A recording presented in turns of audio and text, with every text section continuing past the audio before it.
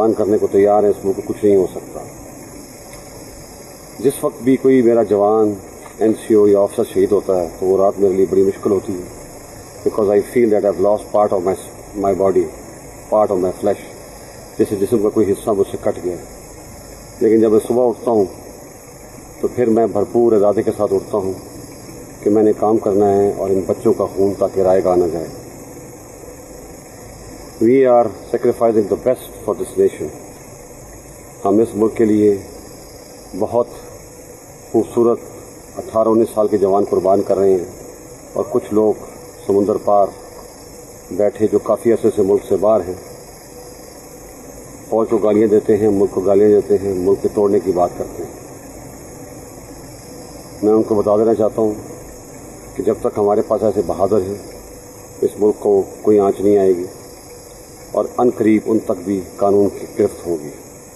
हमने तहिया किया कि पाकिस्तान को दहशतगर्दी से पाक करना है, उसके लिए इंशाअल्लाह हम कामयाब होकर रहेंगे।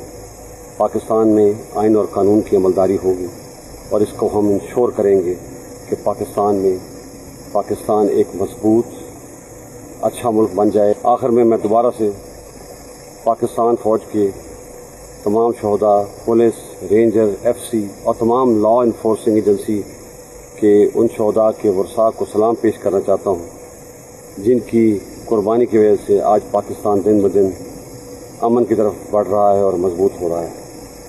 और आखिर में मैं अपने हमवतनों को ये पैगाम देना चाहता हूँ कि कुछ फिक्र करने की ज़रूरत नहीं है। हम हर अंदरूनी और बैरूनी साजिश को टैकल करने के लिए, उसका मुकाबला करने के लिए तैयार हैं।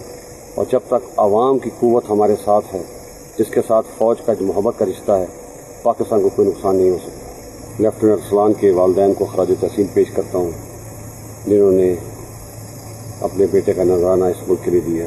3 बहनों का इकलौता भाई था और आफरीन है ऐसे पेरेंट्स पर।